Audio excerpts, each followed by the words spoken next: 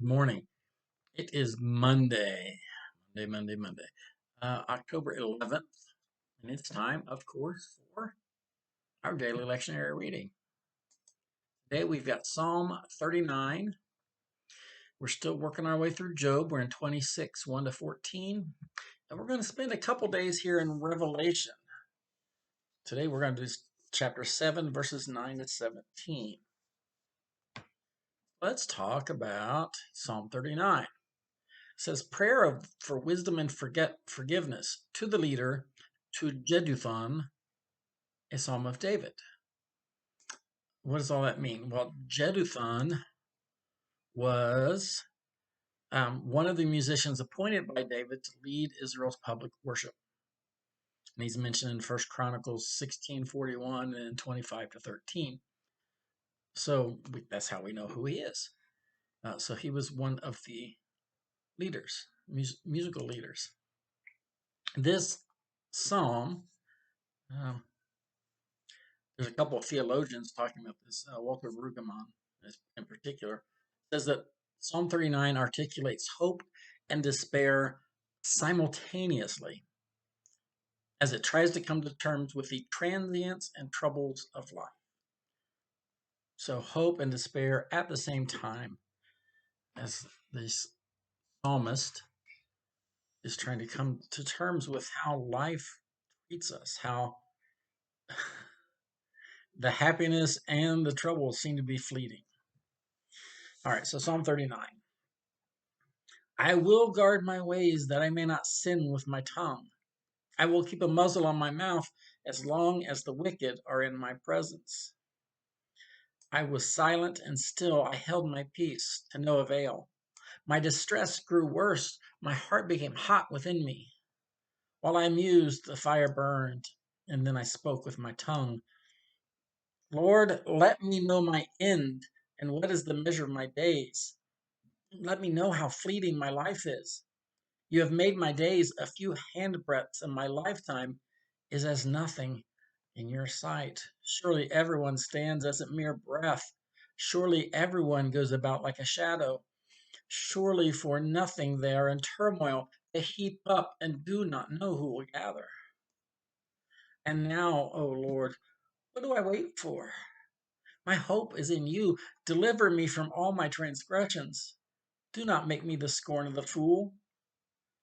I am silent. I do not open my mouth, for it is you who have done it. Remove your stroke from me. I am worn down by the blows of your hand.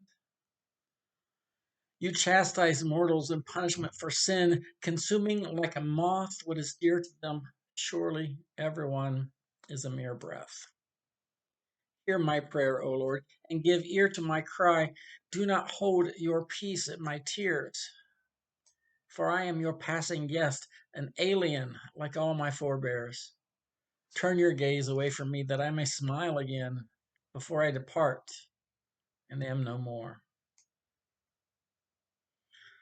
Wow, that was really uplifting, which leads us right into Job. Job 26, 1 to 14. Job replies, God's majesty is unsearchable. Then Job answered, How have you helped one who has no power? How you have helped one who has no power. How you have assisted the arm that has no strength. How you have counseled one who has no wisdom and given much good advice. With whose help have you uttered words, and whose spirit has come forth from you? The shades below tremble, their waters and their inhabitants. Sheol is naked before God, and Abaddon has no covering. He stretches out Zaphon over the void and hangs the earth upon nothing. He binds up the waters in its thick clouds, and the cloud is not torn open by them. He covers the face of the full moon and spreads it over his cloud. He has described a circle on the face of the waters at the boundary between light and darkness. The pillars of heaven tremble and are astounded at his rebuke. By his power he stilled the sea. By his understanding he struck down Rahab. By his wind the heavens were made fair, and his hand pierced the fleeing serpent. These are indeed but the outskirts of his ways, and how small a whisper do we hear of him. But the thunder of his power, who can understand? All right, Revelation 7 here.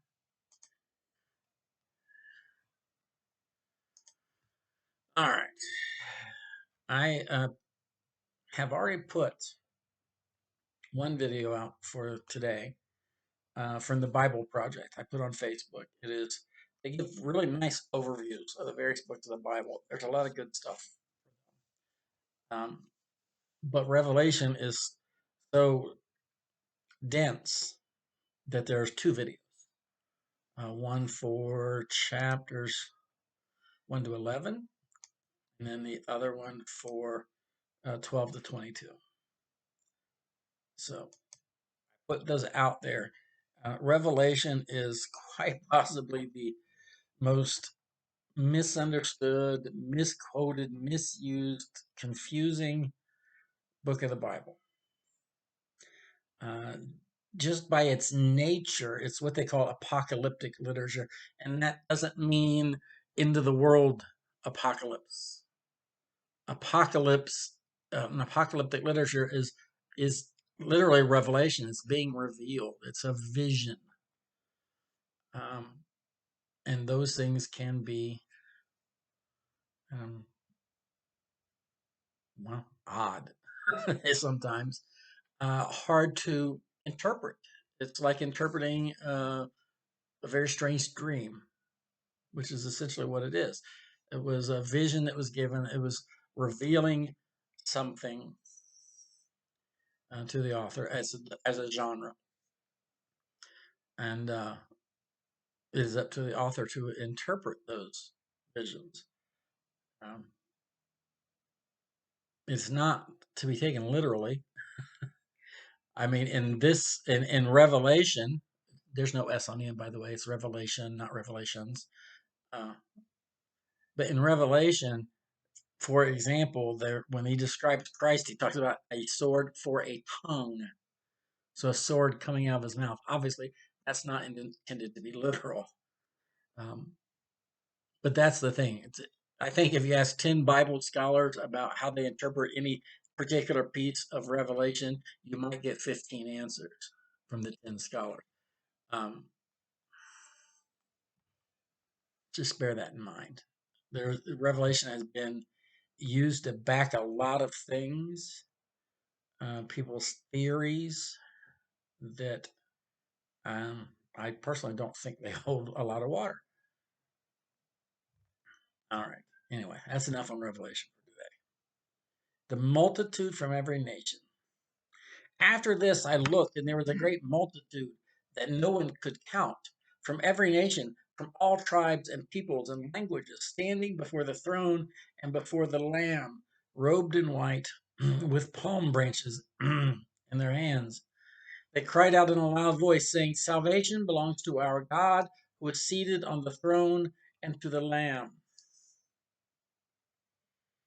By the way, yes, most people think that the Lamb is, of course, referring to Jesus, but it's in the vision, it's a literal lamb with its throat cut. Um, right? Or that's what he sees is a lamb. He doesn't see a person in this vision, in this apocalypse. All the angels stood around the throne and around the elders and the four living creatures, and they fell on their faces before the throne, and they worshiped God, singing, Amen.